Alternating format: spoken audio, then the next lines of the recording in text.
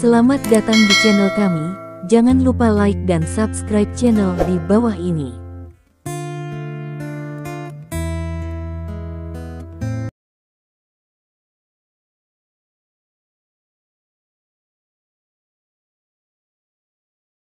Bab 961.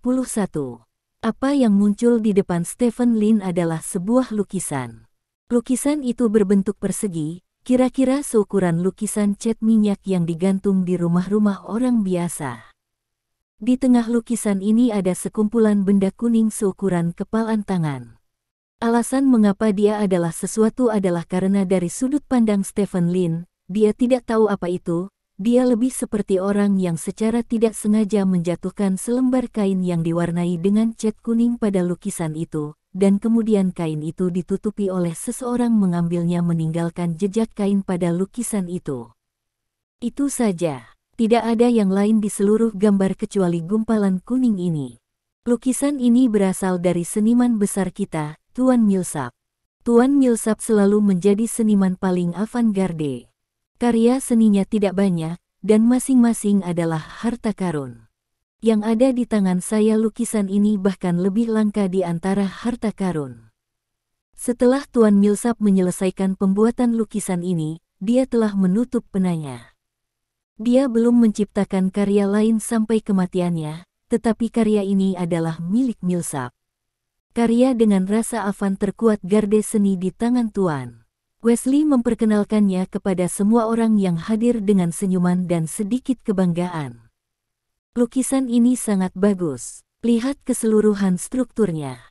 Itu hanya di tengah, dikelilingi oleh balok warna tidak beraturan yang menjulur keluar. Sepertinya tepi dan sudut Millsap. Terlalu mengesankan. Orang-orang terkejut. Warnanya juga sangat bagus. Anda dapat melihat bahwa dia berwarna kuning. Tetapi sebenarnya dia sedikit lebih gelap dari kuning, agak mendekati kuning kecoklatan. Warna ini cocok dengan latar belakang putih, sempurna. Sekeliling banyak orang memuji gambar ini dengan sangat tulus. Wesley berdiri di sana sambil tersenyum, memperhatikan pujian dari orang-orang di sekitarnya, merasa sangat puas. Ini adalah karya seni paling mengejutkan yang pernah saya lihat dalam hidup saya. Nama Pak Millsap benar-benar luar biasa. Tiba-tiba Auden berjalan ke lukisan itu dan berkata dengan wajah serius. "Oh, Auden, apa kamu punya wawasan?" tanya Wesley. "Lukisan ini sangat luar biasa dalam hal keterampilan melukis saja. Lihatlah garis-garis dalam lukisannya. Mereka tidak memiliki keterampilan melukis cat minyak selama puluhan tahun. Tidak mungkin dia menggambar garis seperti itu. Dan ini hanya dasar-dasarnya. Ya, terlepas dari keterampilan melukisnya, konsepsi artistik lukisan ini telah mencapai titik ekstrim. Dalam lukisan ini, saya melihat pengejaran seni Millsap dan penentangan terhadap seluruh dunia. Mabuk dan kesepian, karya ini hanyalah ekspresi tertinggi dari seni avant-garde. Pangeran Wesley, terima kasih telah menunjukkan kepada saya karya seperti itu. Terima kasih telah membawa karya seperti itu ke lingkaran bangsawan kita. Ayolah, karya semacam ini hanya dapat disimpan di kalangan bangsawan. Jika diberikan kepada orang biasa, mereka sama sekali tidak akan bisa merasakan keindahan dan makna lukisan ini," kata Auden bersemangat. Wesley sangat gembira dengan apa yang dia katakan, dan dia berkata sambil tersenyum, "Auden, kamu layak menjadi bangsawan di negara kita yang korup. Kamu memiliki pemahaman yang baik tentang karya seni. Saya berkesempatan untuk membawa pulang lukisan ini dan menikmatinya selama beberapa hari. Keajaiban lukisan ini adalah bahwa setiap kali saya melihatnya lagi, saya dapat memperoleh wawasan baru. Saya yang baru saja, dan masa kini bagi saya, perasaan melihat lukisan ini benar-benar berbeda," kata Auden. "Itu bukan tidak mungkin. Karya seni adalah harta semua bangsawan kita. Jika Anda ingin melihatnya, mari kita simpan selama beberapa hari." Wesley mengangguk. "Yang mulia, saya juga ingin membawa pulang lukisan ini untuk dilihat." "Yang mulia, saya juga ingin." Petik 2. Semua orang yang hadir dengan bersemangat menyampaikan permintaan mereka kepada Wesley. Ya, ya, ya, ya, jangan berkelahi, kata Wesley dengan sangat puas. Namun, di antara kerumunan yang bersemangat ini, Wesley melihat seseorang yang tenang. Orang itu adalah Stephen Lin. Stephen Lin menyilangkan tangannya dan berdiri tak bergerak di tempat. Dia tidak memuji lukisan itu seperti yang lain, juga tidak berjuang untuk membawa pulang lukisan itu. Dia hanya berdiri di sana, seperti pohon. Tuan Lin, teriak Wesley, saya tidak tahu pendapat Anda tentang lukisan ini. Kata-kata Wesley segera mengalihkan perhatian semua orang ke Stephen Lin. Semua orang dapat melihat bahwa Stephen Lin berdiri tak bergerak, tanpa ekspresi di wajahnya, seolah-olah dia melihat sesuatu yang tidak dapat dia mengerti sama sekali. Yang mulia, Tuan Lin adalah seorang pejuang. Ada pepatah di Longguo bahwa seseorang dengan anggota tubuh yang berkembang dengan baik memiliki pikiran yang sederhana.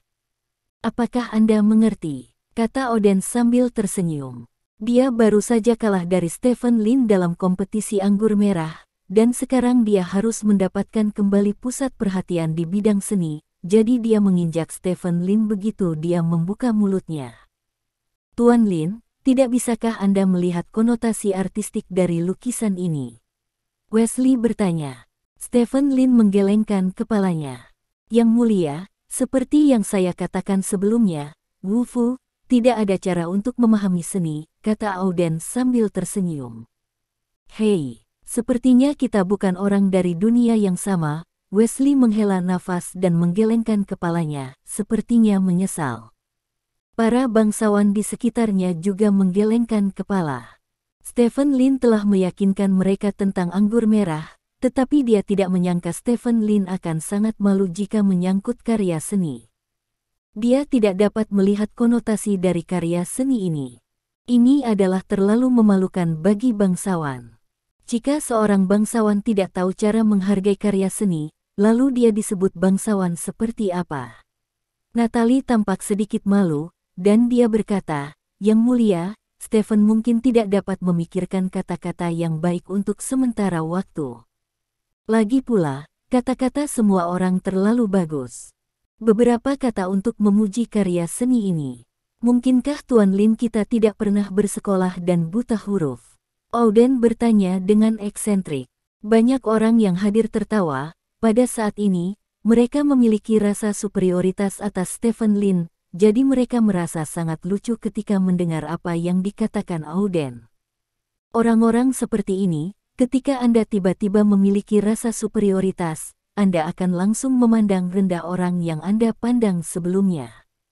Saat ini, Stephen Lin bergerak. Dia maju 2 langkah, berjalan ke depan lukisan itu, dan berdiri di sana, menatap lurus ke lukisan itu. Yang mulia, berapa yang Anda bayarkan untuk lukisan ini?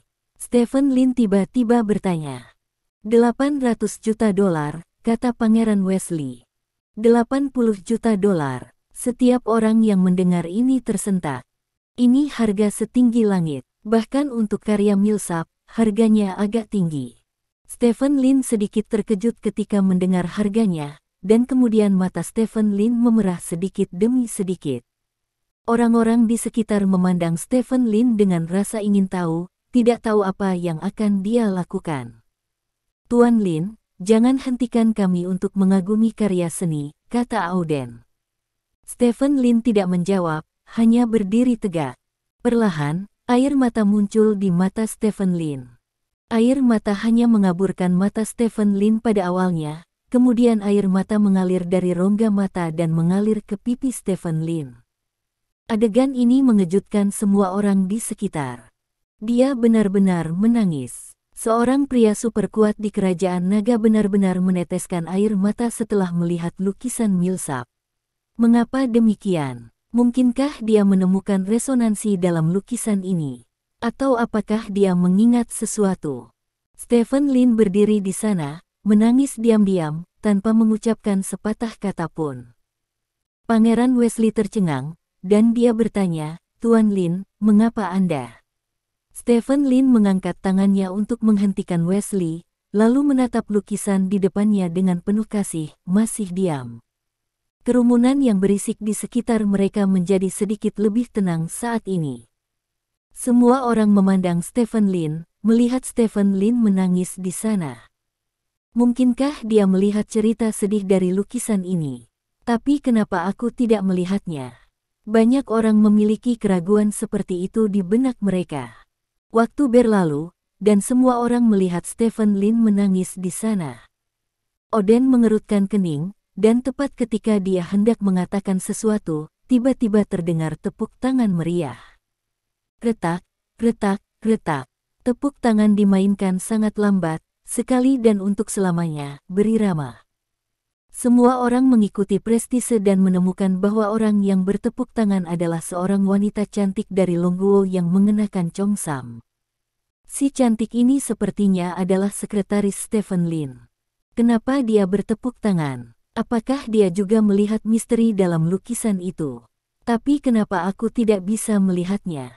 Tidak, saya tidak bisa membiarkan orang berpikir bahwa saya tidak bisa melihatnya, kalau tidak akan memalukan. Jadi, setelah Ye-san bertepuk tangan, seseorang dengan cepat mengangkat tangannya dan bertepuk tangan bersama Ye-san. Apa? Ada bangsawan lain yang bertepuk tangan. Apakah dia melihatnya? Tidak. Aku tidak bisa melihatnya nanti. Seseorang berpikir begitu, lalu bertepuk tangan. Yang kedua, ketiga, keempat. Ketika lebih banyak orang bertepuk tangan, para bangsawan ini takut tepuk tangan mereka lebih lambat dari yang lain, jadi mereka semua bertepuk tangan bersama. Akhirnya, bahkan Pangeran Wesley ikut bertepuk tangan, meskipun dia tidak tahu untuk apa dia bertepuk tangan. Ada tepuk tangan meriah di tempat kejadian. Mendengar tepuk tangan itu, Auden tercengang. Apa ini? Tanpa mengucapkan sepatah kata pun, hanya melihat lukisan itu dan menangis, mendapat tepuk tangan dari penonton. Sial, siapa yang tidak menangis? Aku juga akan menangis. Kenapa kamu baru saja bertepuk tangan untuk ibumu sendiri? Dalam hati Auden, puluhan ribu rumput dan kuda lumpur berlari melewatinya, tetapi tangannya tidak lamban, dan dia bertepuk tangan. Bersama orang banyak, karena takut jika dia tidak bertepuk tangan, orang akan mengira mereka tidak dapat memahami konotasinya. Dari lukisan itu, setelah sekian lama, Stephen Lin menghela nafas, lalu menatap Wesley. Yang mulia, terima kasih, kata Stephen Lin. Tidak, tidak. Tidak apa-apa, aku berpikir sama sepertimu. Pangeran Wesley tersenyum kaku.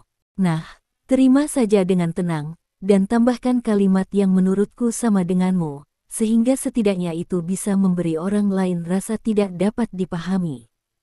Stephen Lin mengangguk kepada orang-orang di sekitarnya, lalu berjalan kembali ke Natalie.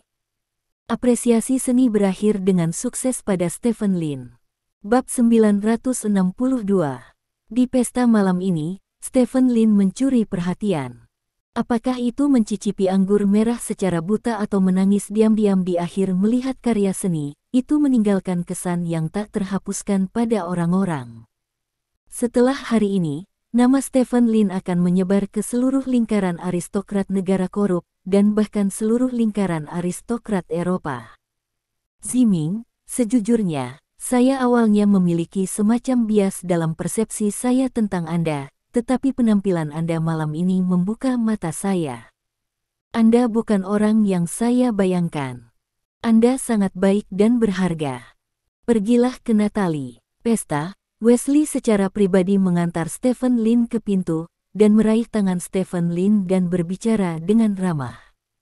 Melihat pemandangan ini, para bangsawan di sekitar yang juga meninggalkan tempat itu semuanya iri dan cemburu. Mata Auden hampir terbakar seperti api. Dia dan pangeran berencana membuat Stephen Lin kehilangan pria besar malam ini, tetapi dia tidak menyangka Stephen Lin akan berhasil pada akhirnya. Mentalitasnya telah benar-benar runtuh. Sekarang, pada saat ini, saya berharap aku bisa menelan Stephen Lin hidup-hidup. Namun, dia tahu bahwa ini tidak mungkin. Dengan keterampilan Stephen Lin, hak apa yang dia miliki untuk mengeksploitasinya hidup-hidup? Yang mulia, saya juga berterima kasih karena telah membawakan kami malam pesta yang begitu indah. Stephen Lin berkata dengan emosi. Sama-sama. Wesley menggelengkan kepalanya, lalu menarik Stephen Lin ke sudut kosong dan bertanya dengan suara rendah, "Stephen, ada pertanyaan yang sudah lama ingin kutanyakan padamu." "Itu," kata Stephen Lin. "Apa yang Anda lihat dalam lukisan Tuan Millsap? Mengapa Anda menangis pada akhirnya?" tanya Wesley. "Yang mulia, faktanya, sebelum Tuan Millsap meninggal, saya menghabiskan waktu singkat dengan Tuan Millsap," kata Stephen Lin. "Oh, benarkah? Kemudian Anda melihat sesuatu dan memikirkan orang lain, bukan?" tanya Wesley. Stephen Lin menggelengkan kepalanya dan berkata, "Suatu kali, saya sedang membantu Tuan Millsap membersihkan meja, tetapi tiba-tiba cat menodai kain di tangan saya, jadi saya melemparkan kain itu ke lukisan bersih di atas kertas." Petik 2. "Oh, lalu?" tanya Wesley.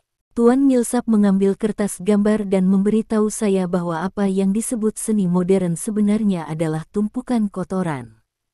Seniman menciptakan hal-hal yang tidak dapat mereka pahami, dan kemudian memberikan beberapa orang yang mengira mereka memahami seni. Orang-orang melihat, itu hal-hal menjadi karya seni setelah itu. Dia mengatakan bahwa selama selembar kertas yang diwarnai dengan kain dijual atas namanya, itu pasti akan dianggap sebagai karya seni.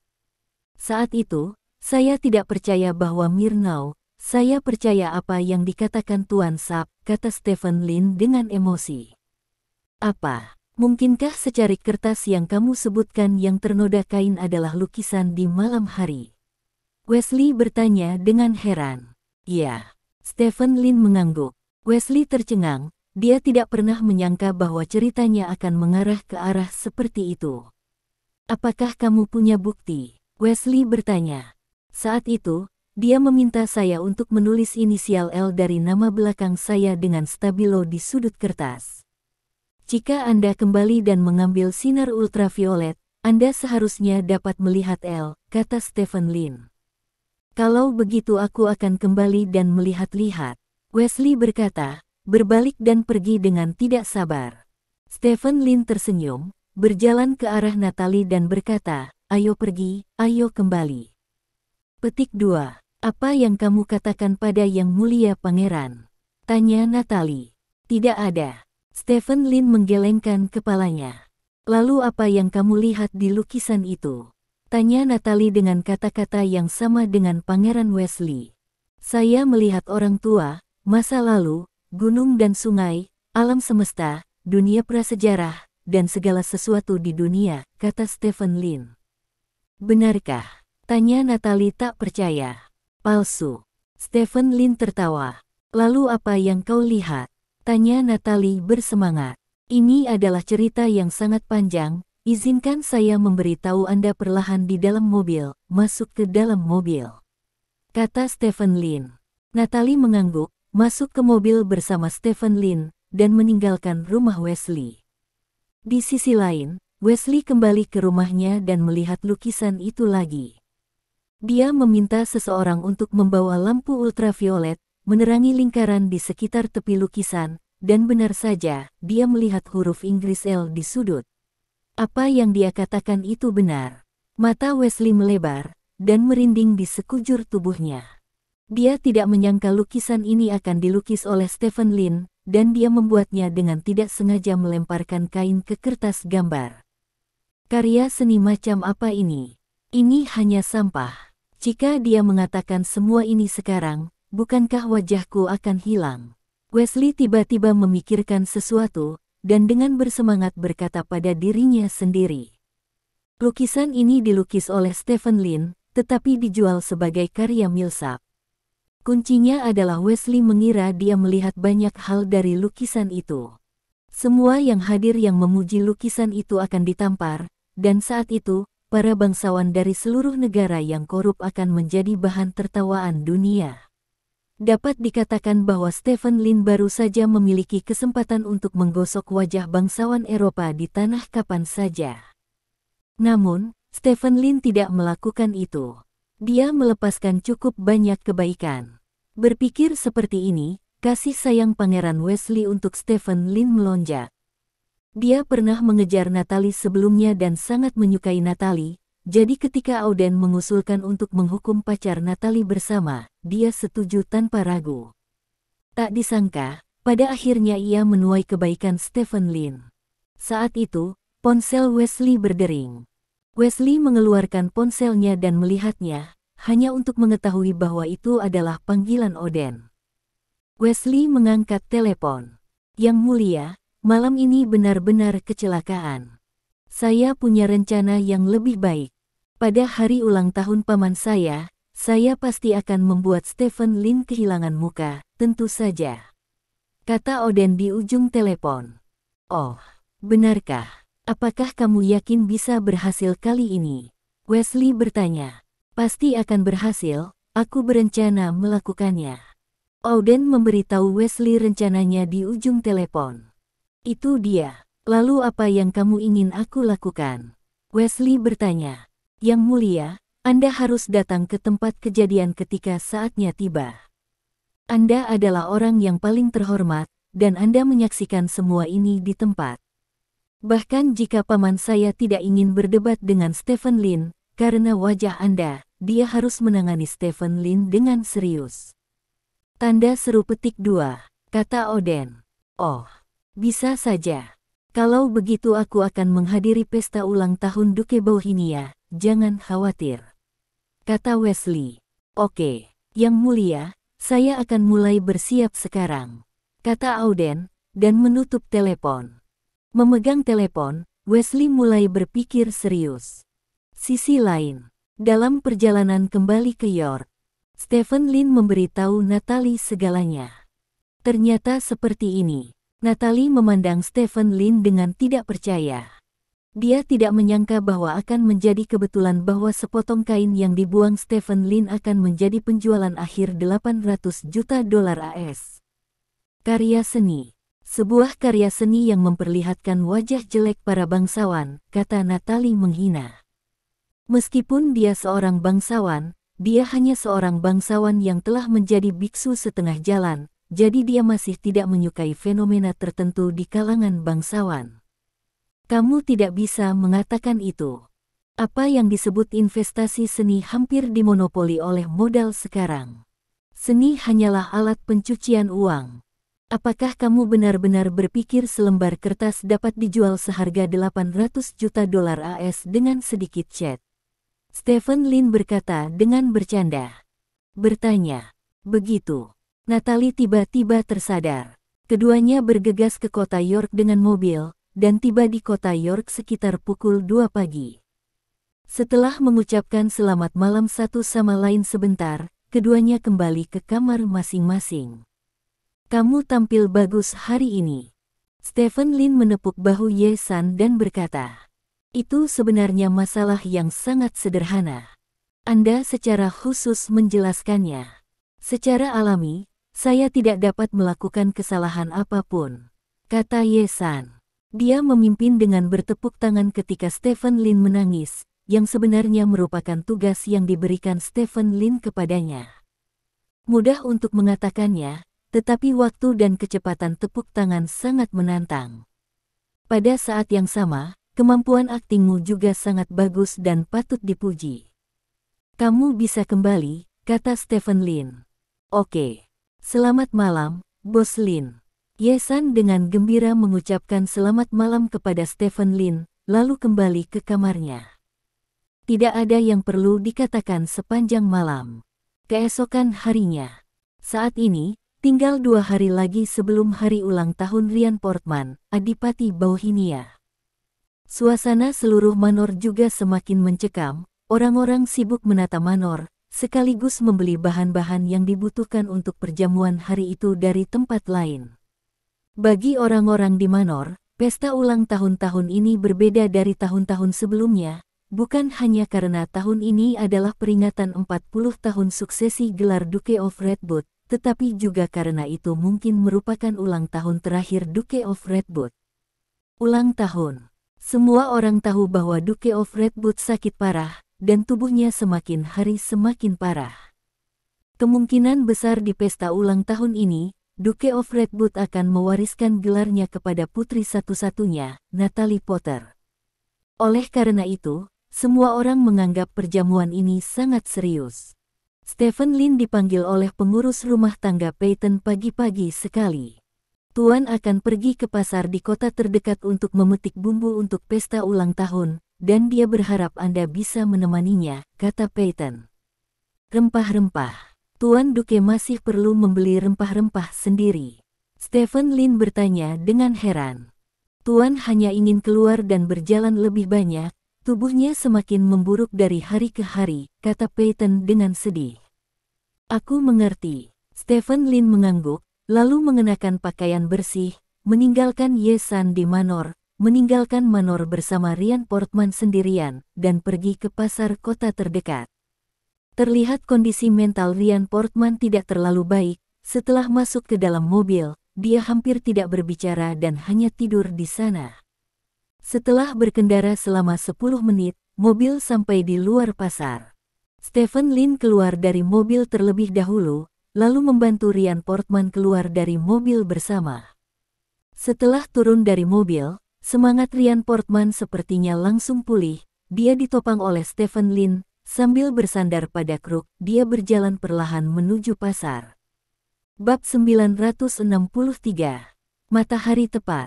Karena York dekat dengan laut, meski musim dingin, cuacanya masih belum terlalu dingin. Angin laut sedikit hangat di bawah terik matahari, lembut dan hangat di wajah, sangat nyaman. Stephen Lin mendukung Ryan Portman dan berjalan di pasar, sama seperti orang lain yang datang untuk membeli barang. Tuan Duke, selamat pagi. Tuan Duke, Anda berbelanja lagi.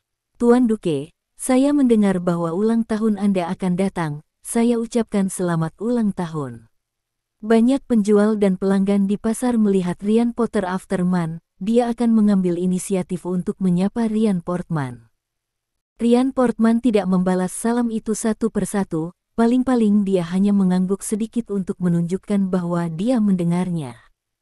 Dari sudut pandang ini, Ryan Portman tampaknya bukan orang yang sopan.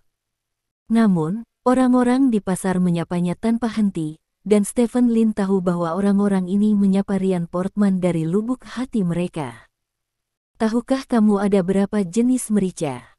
Tanya Ryan Portman sambil berdiri di depan sebuah kios, mengutak-atik isi kotak. Aku tidak tahu. Stephen Lin menggelengkan kepalanya. Secara botani, Xanthosilum bungeanum dapat dibagi menjadi Xanthosilum bungeanum daun minyak dan Xanthosilum bungeanum berdaun berbulu. Jenis Xanthosilum bungeanum yang lebih umum dalam produksi adalah Dahongpao, Dahongjiao, Xiaohongjiao, Baisajiao dan Doujiao, Del.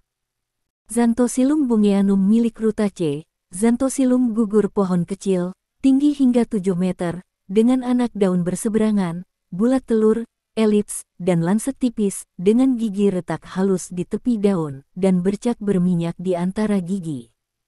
Kata Ryan Portman. Begitu banyak? Stephen Lin bertanya dengan heran. Ya, kata Ryan Portman, mengambil segenggam benda seperti merica dari kotak di depannya, memasukkannya ke dalam kantong plastik, dan menyerahkannya kepada bos. Tuan Duke, saya tidak perlu memberi Anda uang, saya akan memberikannya kepada Anda, kata bos. Menyelesaikan skor, kata Ryan Portman tanpa ekspresi. Bos tersenyum tak berdaya, dan berkata, kalau begitu beri aku 1 yuan. Petik 2. Ryan Portman mengeluarkan setumpuk uang kertas dari sakunya, mengeluarkan 2 dan meletakkannya di dudukan, lalu mengambil kantong plastik berisi merica dan berbalik pergi jauh. Pasar adalah tempat favorit saya untuk datang, karena saya selalu bisa belajar banyak di sini, kata Ryan Portman sambil berjalan. Mereka sepertinya sangat menyukaimu. Stephen Lin bertanya. Saya tuan tanah mereka, bagaimana mungkin mereka tidak menyukai saya, kata Ryan Portman. Tuan tanah. Stephen Lin terkejut sesaat. Pasar ini milikku, Ryan Portman menjelaskan. Begitulah. Stephen Lin tiba-tiba menyadari. Saat itu, seorang wanita paruh baya muncul. Tuan Duke, ini labu kecil dari ladang saya. Ini enak. Saya akan memberi Anda satu, kata wanita paruh baya itu. Ryan Portman melihat labu itu, lalu memasukkannya ke dalam tas yang dibawa Stephen Lin. Ryan Portman menjawab, dan memalingkan muka tanpa berbicara dengan pihak lain. Tidak hanya wanita paruh baya itu tidak marah sama sekali, tetapi dia juga memiliki senyum cerah di wajahnya. Ini membuat Stephen Lin sangat bingung. Masuk akal jika seseorang memberi Anda sesuatu dan Anda mengambilnya dan pergi tanpa mengucapkan terima kasih, Anda akan marah, bukan? Ryan Portman tidak banyak bicara, dan sesekali mengucapkan beberapa patah kata, yang pada dasarnya terkait dengan hal-hal yang ada di pasar. Tidak lama kemudian, tas di tangan Stephen Lin dipenuhi banyak barang. Aku akan membelikanmu secangkir kopi, kata Ryan Portman. Bagus, cuacanya sempurna untuk minum kopi. Stephen Lin tertawa. Ryan Portman mengangguk, dan memimpin Stephen Lin dengan terampil melewati sebuah gang, dan akhirnya sampai di pintu sebuah kedai kopi. Ada beberapa meja di luar pintu kafe, dan sinar matahari menyinari meja-meja itu. Dengan dukungan Stephen Lin, Ryan Portman berjalan ke meja dan duduk.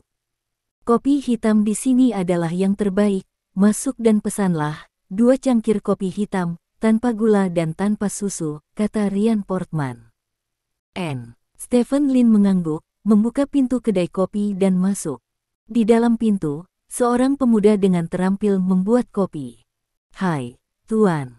Melihat Stephen Lin masuk, pemuda itu menyapa Stephen Lin. Saya ingin 2 cangkir kopi hitam, tanpa gula atau susu, kata Stephen Lin. Pemuda itu membeku sejenak, lalu melirik ke pintu, tersenyum dan berkata, apakah Anda di sini bersama Tuan Duke? Bagaimana Anda tahu? Stephen Lin bertanya. Karena Tuan Duke selalu minum seperti ini, dan dia satu-satunya di seluruh kota yang minum seperti ini. Pria muda itu tertawa. Kamu sepertinya akrab dengan Tuan Duke. Stephen Lin bertanya dengan rasa ingin tahu. Artinya, tidak ada seorang pun di kota kami yang tidak mengenal Tuan Duke, dia orang yang sangat baik, kata pemuda itu. Orang baik, bagaimana menurutmu? Stephen Lin bertanya. Dia membangun sekolah, gereja, dan rumah sakit untuk kota kami, dan dia juga membuka pasarnya untuk kami gunakan secara gratis, sehingga kami dapat menjual apa yang kami tanam di pasar. Jika ada kesulitan dalam keluarga, Tuan Duke akan mengirimkannya kepada kami. Sejumlah uang untuk membantu mereka mengatasi kesulitan mereka. Ketika saya masih muda, saya sakit parah. Saya mendengar dari ibu saya bahwa Tuan Duke yang mengirim saya ke ibu kota, dan penyakit saya sembuh. Oleh karena itu, semua orang di kota kami menghormati Duke. Tuan, kata pemuda itu. Mendengar kata-kata ini, Stephen Lin tercengang. Dia benar-benar tidak menyangka Ryan Portman akan menjadi orang seperti itu, dan perbuatan seperti itu tidak disebutkan dalam materi yang dia peroleh sebelumnya. Tampaknya dia melakukan hal-hal ini dengan sangat rendah hati dan tidak ingin terlalu banyak orang mengetahuinya. Tuan Duke selalu memiliki wajah yang lurus, seolah-olah dia ingin kita takut padanya, sehingga kita tidak akan memujinya sepanjang waktu, tapi cinta kita padanya datang dari hati, tidak peduli apa yang dia lakukan. Kami akan mencintainya.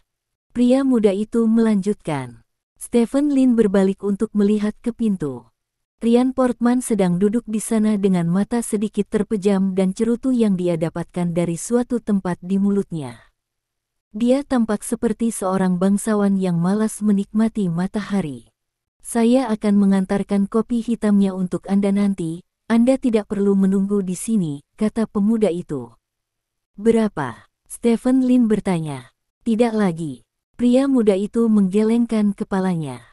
Stephen Lin berpikir sejenak, berbalik dan berjalan keluar dari kedai kopi tanpa menekan lebih jauh, lalu duduk di samping Ryan Portman. Aku tahu segalanya tentangmu tadi malam, kata Ryan Portman tiba-tiba. Stephen Lin tersenyum, dan berkata, tampaknya gosip menyebar cukup cepat. Petik 2. Kamu telah mendapatkan banyak pusat perhatian, dan sekarang seluruh lingkaran aristokrat membicarakanmu, mengatakan bahwa kamu adalah seorang bangsawan dari timur yang misterius, dan kamu masih seorang bangsawan. Mengatakan bahwa Natalie menemukanmu sebagai pacarnya adalah hal yang sangat baik untuk seluruh keluarga kita, lanjut Ryan Portman. Kamu tidak bisa disebut bangsawan, tetapi kamu tahu lebih banyak dan telah melihat lebih banyak, kata Stephen Lin. Aku tahu apa yang kamu pikirkan kali ini. Ryan Portman memandang Stephen Lin, matanya penuh kebijaksanaan, dan dia tidak tahu bahwa ini adalah orang tua yang sedang sekarat. Oh. Stephen Lin mengangkat alisnya, tetapi tidak banyak bicara. Kamu sebenarnya sudah punya pacar sebelum datang ke sini, tapi kamu putus dalam beberapa hari terakhir. Ini sepertinya untuk membuktikan identitasmu sebagai pacar Natalie, tapi dalam identitasmu, kamu tidak perlu berpegang teguh pada Natalie. Meskipun kekayaanmu tidak sebaik milikku, statusmu tidak lebih buruk dariku, jadi kamu rela meninggalkan pacarmu untuk bersama Natalie. Tujuannya datang, kata Ryan Portman. Stephen Lin tersenyum dan berkata, kamu orang tua terlalu banyak berpikir. Petik 2. Kita semua adalah orang pintar, jadi tidak perlu terus berakting. Ryan Portman memandang Stephen Lin dan berkata, sebenarnya, di Natalie ketika saya memberitahu saya bahwa Anda adalah pacarnya, saya tidak percaya. Saya bahkan pergi untuk menyelidiki latar belakang Anda, dan ternyata Anda dan Natalie bertemu secara kebetulan di Australia, dan tidak ada apa-apa di antara kalian berdua. Itu tidak terjadi, Natalie sengaja tinggal di kamarmu sebentar ketika dia pergi, itu hanya untuk menciptakan kesan yang salah, bukan begitu? Ya, Stephen Lin memerintahkan mengangguk, karena Ryan Portman sudah mengatakan ini, tidak ada perlu baginya untuk menyembunyikan apapun. Tapi aku masih memberitahu semua orang saat makan malam kerajaan bahwa kamu adalah pacar Natalie. Kamu tahu kenapa? Tanya Ryan Portman. Kamu ingin melindungi Natalie, kata Stephen Lin. Ya, Ryan Portman mengangguk dan berkata, Natalie adalah putriku satu-satunya. Dia kembali kepadaku ketika dia berusia 30 tahun. Dia tidak memiliki koneksi atau mitra di lingkaran bangsawan. Dia bahkan tidak memiliki banyak teman biasa. Menghadapi beberapa ahli waris di belakangnya, dia tidak memiliki keuntungan, dan bahkan dapat dikatakan bahwa dia berada pada posisi yang sangat tidak menguntungkan. Seperti dia tidak bisa menjadi penerus Bauhinia kandidat terbaik untuk Adipati Hua. Petik 2. Memang. Stephen Lin mengangguk. Jadi, saya memberinya banyak waktu untuk memperkuat diri, dan penampilannya tidak buruk. Setidaknya dalam 10 tahun terakhir, dia berhasil mempertahankan dirinya dan membuat beberapa prestasi, kata Ryan Portman. Dia sebenarnya cukup pintar, kata Stephen Lin. Ya, jika dia diberikan 10 tahun lagi, dia pasti bisa mewarisi gelarku dengan sempurna ketika dia berusia sekitar 50 tahun. Dan rencana awalku sama, tapi aku tidak menyangka aku akan sakit. Dan dia sakit begitu cepat, karena penyakitku, dia kehilangan waktu 10 tahun untuk tumbuh dan menguatkan dirinya, dan juga memaksa orang-orang ambisius yang bersembunyi di kegelapan untuk mengekspos taring mereka lebih awal. Keselamatan Natalie menjadi masalah besar jadi, setelah Natalie mengatakan dia memintamu untuk menjadi pacarnya, aku tidak peduli itu benar atau tidak, aku harus membuatnya benar, dan biarkan kamu menerimanya sebagai sungguh. Kata Ryan Portman, menatap Stephen Lin. Saat ini, matanya tidak lagi dipenuhi dengan kebijaksanaan, tetapi juga dengan rasa penindasan yang kuat. Keagungan Adipati Bauhinia benar-benar meledak saat ini. Bab 964. Stephen Lin memandang Ryan Portman di depannya. Orang tua yang sekarat ini memberinya tekanan yang luar biasa. Dia menyatakan pikirannya secara belak-belakan, seolah-olah dia tidak khawatir Stephen Lin akan menolak pikirannya sama sekali. Jadi kamu masih sangat peduli dengan Natalie, kata Stephen Lin. Aku anak perempuan satu-satunya, aku tidak peduli padanya, siapa yang peduli? Tanya Ryan Portman. Natalie telah menjalani kehidupan biasa di tempat kecil sebelumnya, apakah ini juga pengaturanmu? Tanya Stephen Lin. Ya, saat itu gelar saya diwarisi oleh anak saya. Natalie tidak harus menjalani kehidupan intrik di antara para bangsawan. Dia bisa menjalani hidupnya sebagai orang biasa, tetapi saya tidak menyangka anak saya akan mati dalam suatu kecelakaan, jadi dia harus maju untuk mengenali Natalie dan membiarkannya masuk ke dalam lingkaran bangsawan, kata Ryan Portman. Apakah ini benar-benar kecelakaan? Tanya Stephen Lin. Menurutnya, putra Ryan Portman adalah pewaris pertama, dan auden berikutnya bukanlah yang baik. Oleh karena itu, Ryan Portman kemungkinan besar kematian putranya adalah sebuah konspirasi. Ya, secara tidak sengaja. Ryan Portman mengangguk. Sayang sekali. Stephen Lin menghela nafas.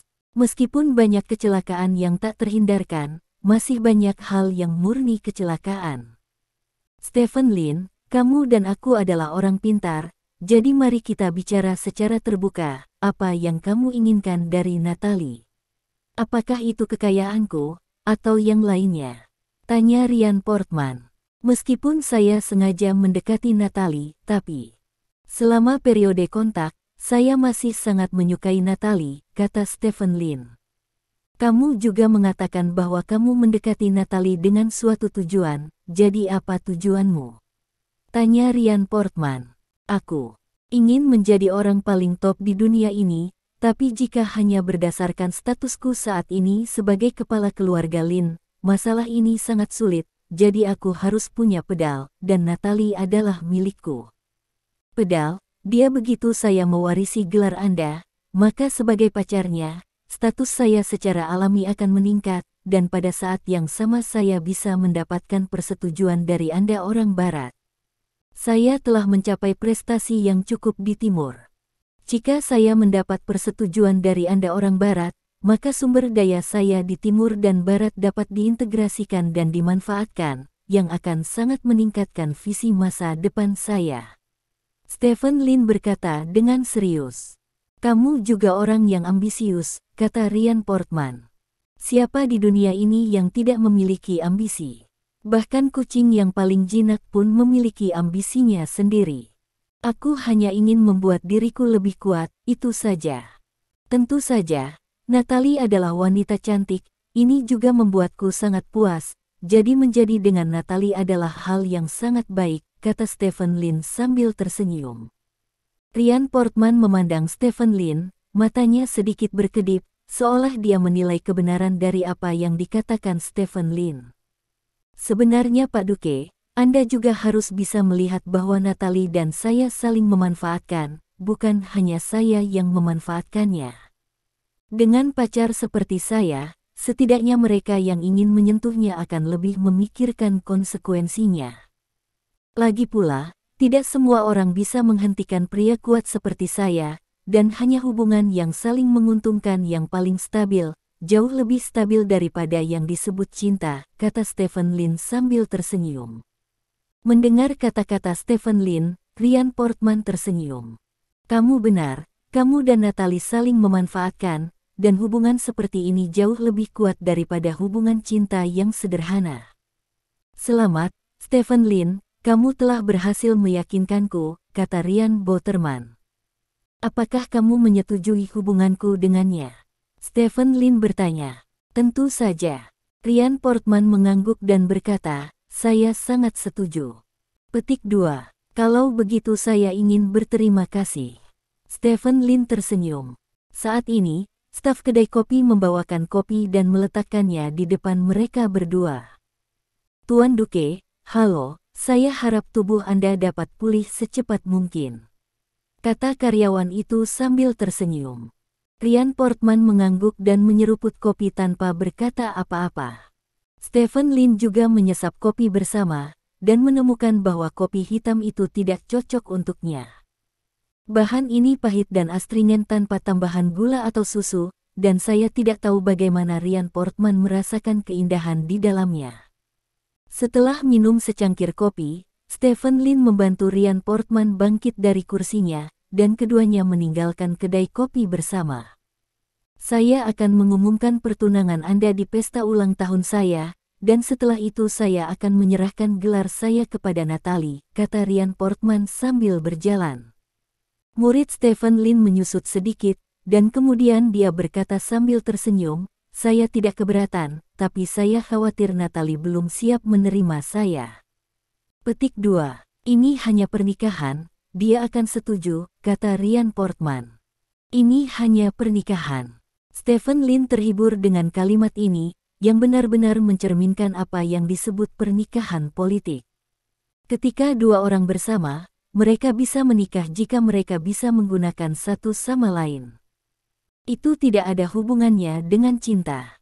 Ini benar-benar bentuk pragmatisme yang paling murni. Keduanya mengobrol sampai keluar pasar, lalu masuk ke mobil, meninggalkan pasar dan kembali ke Manor. Stephen Lin mengirim Ryan Portman kembali ke kamar, dan kemudian kembali ke kamarnya sendiri. Setelah tinggal di kamar sebentar, seorang pelayan mendorong pintu kamar Stephen Lin. Tuan Lin, ada seseorang di luar yang mengaku sebagai bawahanmu yang ingin bertemu denganmu, kata pelayan itu. Biarkan dia masuk, kata Stephen Lin. Ya, pelayan itu mengangguk dan berbalik untuk pergi. Tidak lama kemudian, seorang bawahan datang di depan Stephen Lin. Patriark, ini yang kamu inginkan. Bawahannya menyerahkan sebuah kotak besar berbentuk kubus kepada Stephen Lin. Stephen Lin mengambil kotak itu dan membukanya untuk dilihat. Di dalam kotak itu ada lukisan cat minyak, dan penulis lukisan cat minyak itu adalah pelukis terkenal Millsap. Karena dia memiliki hubungan pribadi yang baik dengan Millsap selama hidupnya, Stephen Lin memiliki beberapa lukisan Millsap, dan lukisan ini akan diberikan kepada Ryan Portman sebagai hadiah ulang tahun. Lukisan seperti itu sebagai kado ulang tahun pasti akan mengejutkan penontonnya. Terima kasih atas kerja kerasmu, kamu bisa kembali, kata Stephen Lin kepada lawannya. Ya, bawahan itu mengangguk, lalu berbalik dan pergi. Stephen Lin menutupi kotak itu, lalu melihat sekeliling, mencoba mencari tempat untuk menyembunyikan kotak itu. Saat ini, ponsel Stephen Lin berdering. Stephen Lin mengangkat telepon dan melihatnya, hanya untuk menemukan bahwa itu adalah panggilan lokal dari negara yang korup. Stephen Lin hanya menyimpan nomor telepon Natalie, seorang rekan senegaranya yang busuk, di ponsel Stephen Lin, dan belum menyimpan nomor telepon orang lain, jadi dia cukup terkejut ketika melihat nomor ini. Stephen Lin mengangkat telepon, dan suara yang agak familiar terdengar dari ujung telepon. Tuan Stephen Lin, halo, saya Wesley, kata ujung telepon yang lain. Stephen Lin mengangkat alisnya, bangkit dan berjalan ke kamar mandi di sebelahnya, lalu berkata, Yang mulia, apa yang Anda inginkan dari saya? Hadiah ulang tahun untuk Adipati Bauhinia, untuk mempermalukan Anda di hari ulang tahun pesta. Saya harap Anda dapat merawat dengan baik hadiah di tangan Anda dalam 2 hari terakhir, kata Pangeran Wesley. Oh, mendengar Pangeran Wesley, Stephen Lin sangat terkejut. Dia tidak terkejut bahwa seseorang ingin mengubah hadiahnya, tetapi Wesley akan meneleponnya untuk memberi tahu dia. Mengapa demikian? Aku tahu kamu pasti penasaran kenapa aku ingin memberitahumu ini, dan kamu bisa menganggapnya sebagai pembayaranku untukmu. Di pesta sebelumnya, kamu tidak mengatakan bahwa lukisan itu dilukis olehmu, yang menyelamatkan mukaku. Itu juga menyelamatkan muka lingkaran aristokrat dari seluruh negara yang korup, jadi setelah mengetahui hal ini, saya memutuskan untuk memberitahu Anda tentang hal itu, untuk membalas Anda atas apa yang Anda lakukan sebelumnya. Wesley menjelaskan. Jadi begitu. Stephen Lin tiba-tiba menyadari, dan kemudian tertawa. Kalau begitu saya ingin berterima kasih kepada Yang Mulia Pangeran. Bersyukur adalah kualitas penting seorang bangsawan. Anda tidak perlu berterima kasih kepada saya, terima saja sendiri, kata Wesley.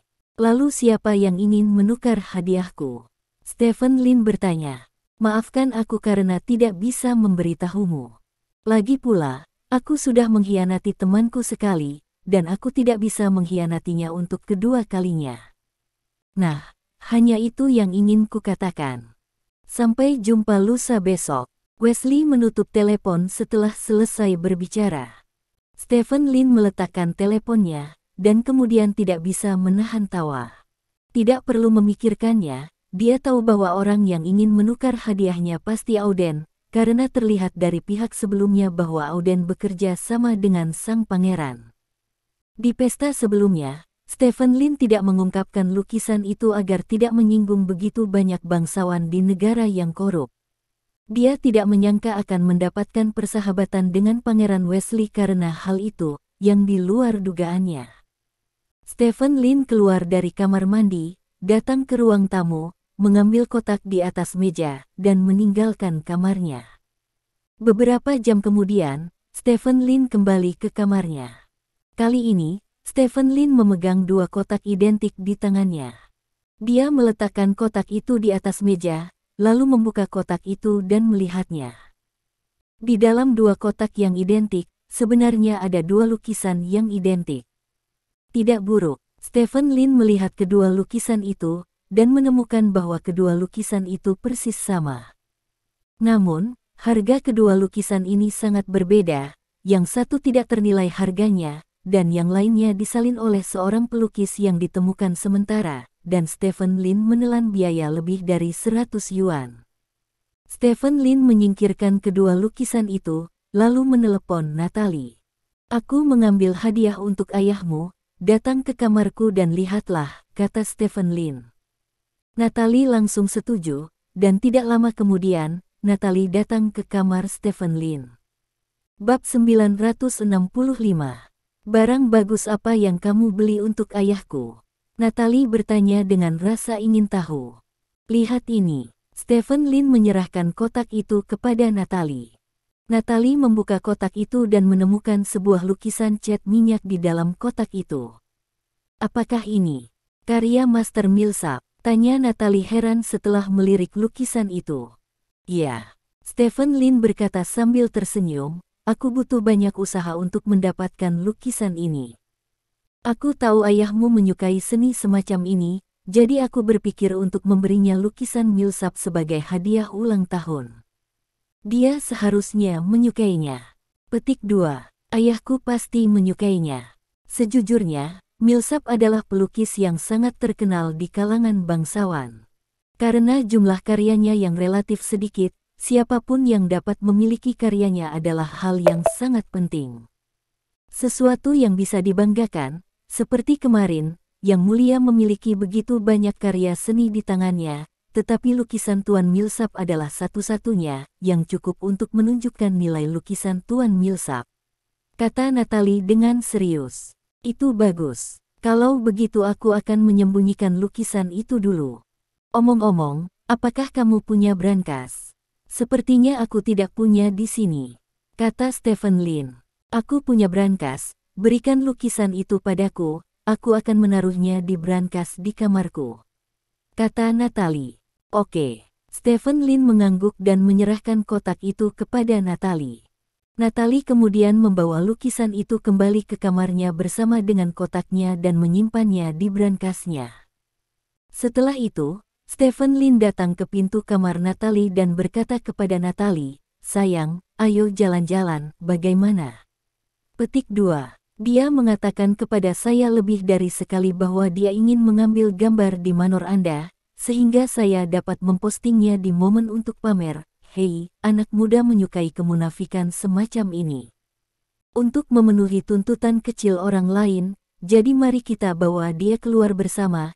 Jika ada tempat dengan pemandangan bagus yang bisa Anda pura-pura, bawa saja kami ke sana," kata Stephen Lin.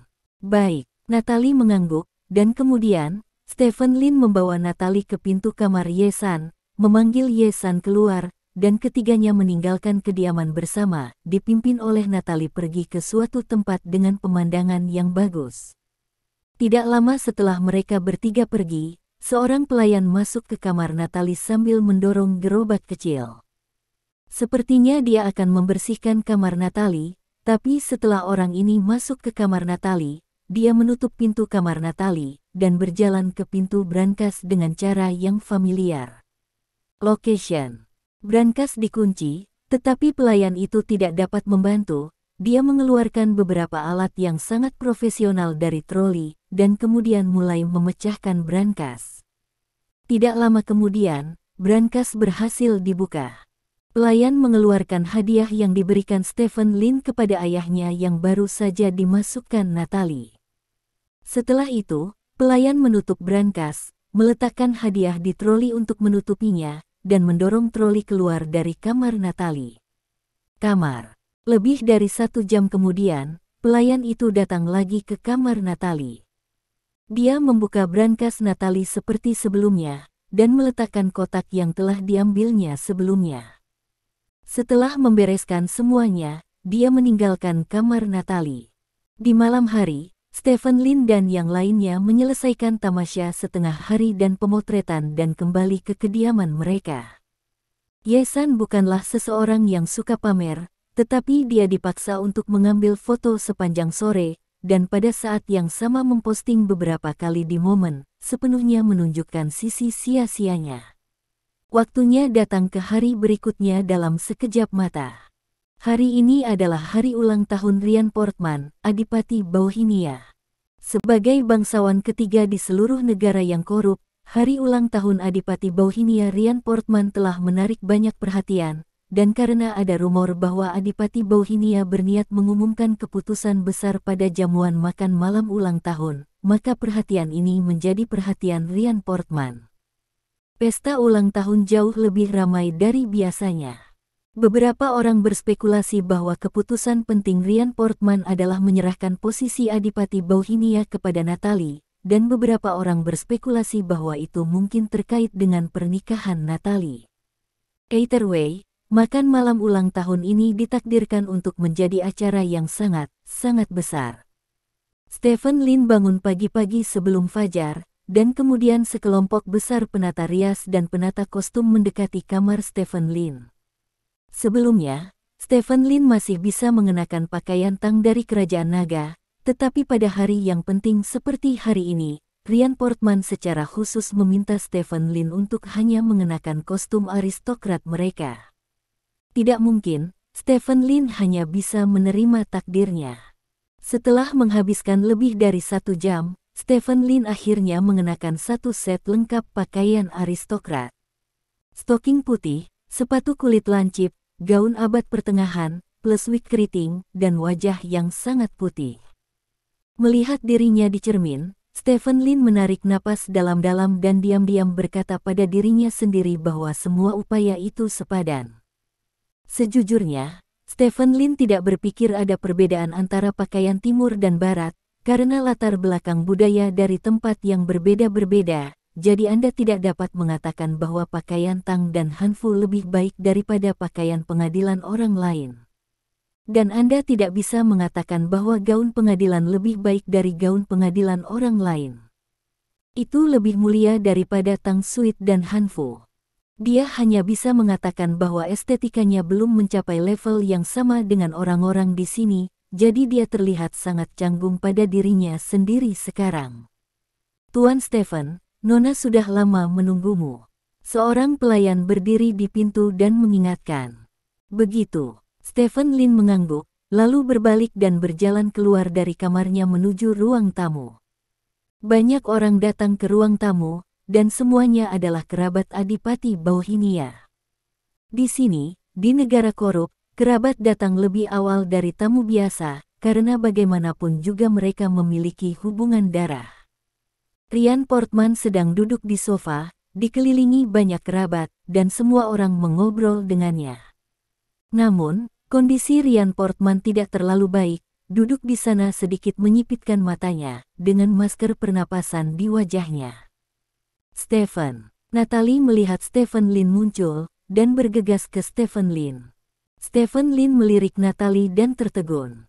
Hari ini, Natalie masih mengenakan gaun pengadilan, dengan korset di bagian atas tubuhnya dan rok panjang di bagian bawahnya, namun gaun pengadilan ini terlihat jauh lebih cantik daripada gaun yang dilihatnya beberapa hari yang lalu.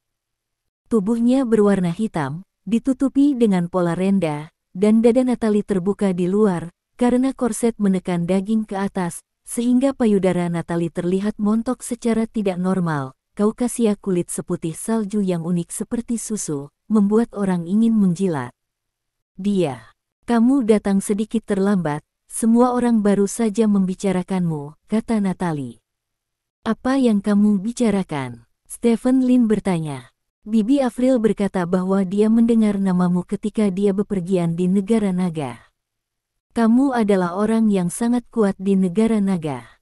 Natalie menunjuk ke seorang wanita di sebelahnya dan berkata, Bibi Avril, halo. Stephen Lin tersenyum dan mengangguk ke pihak lain. Halo. Wanita itu juga tersenyum dan mengangguk pada Stephen Lin. Ini Paman Bieber. Dia ahli sejarah Oriental. Saat ini dia sedang mengambil kelas bahasa dan sastra China di University of Birmingham. Dia juga pernah mendengar tentangmu. Halo, Tuan Stephen Lin. Banyak teman saya dari Longguo telah menyebutkan nama Anda kepada saya, mengatakan bahwa Anda adalah pemuda terbaik di Longguo dalam beberapa tahun terakhir. Pria botak gendut itu berbicara bahasa Mandarin dengan fasih kepada Stephen Lin. Berkata, itu benar-benar kehormatan saya, kata Stephen Lin sambil tersenyum. Izinkan saya memperkenalkan kepada Anda lagi, ini. Petik 2. Natalie memperkenalkan kerabat ini kepada Stephen Lin dengan sangat serius, dan Stephen Lin tersenyum dan mengangguk kepada mereka satu persatu. Beberapa dari orang-orang ini sama dengan Avril Bieber sebelumnya, yang menyapa Stephen Lin dengan senyuman, dan ada pula yang tanpa ekspresi.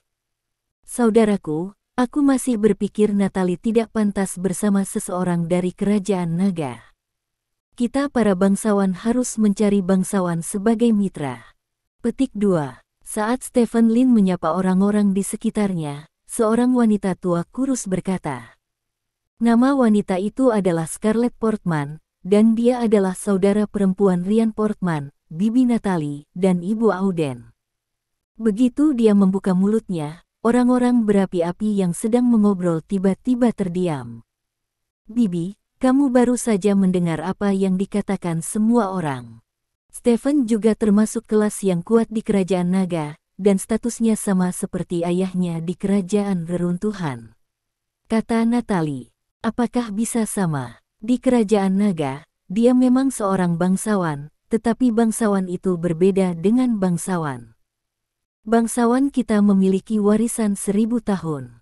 Darah setiap generasi bangsawan berasal dari darah yang paling mulia, tapi bagaimana dengan dia? Aku selidiki, dia hanyalah seorang bajingan yang lahir dari seorang wanita yang ditemukan ayahnya di luar. Titik darah mana yang cocok dengan seorang bangsawan? Scarlett bertanya dengan dingin. Build species. Ketika Scarlett mengucapkan dua kata ini, suasana di tempat kejadian tiba-tiba turun di bawah titik beku, karena dia sepertinya berbicara tentang Stephen Lin. Tetapi dia sebenarnya berbicara tentang Natalie, karena Natalie juga seorang bajingan. Kepada wanita yang dicari Ryan Portman di luar. Kulit Natalie tiba-tiba menjadi jelek, dan Ryan Portman yang sedang berbaring di sofa juga mengerutkan kening. Tepat ketika Natalie hendak berbicara, tiba-tiba sesosok tubuh melewati Natalie. Ketika Natalie sadar kembali, sosok itu sudah tiba di depan Scarlett, dan kemudian, tanpa ragu, sosok itu langsung menamparkan Scarlett. Scarlett hanyalah seorang wanita tua biasa, dia tidak bisa bersembunyi dari tamparan itu.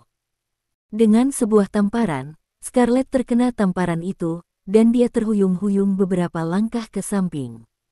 Lain kali aku mendengarmu menyemprotkan kotoran, aku tidak peduli siapa kamu, aku akan merobek mulutmu. Stephen Lin menatap Scarlett dan berkata dengan niat membunuh. Terima kasih. Sampai jumpa di bab selanjutnya.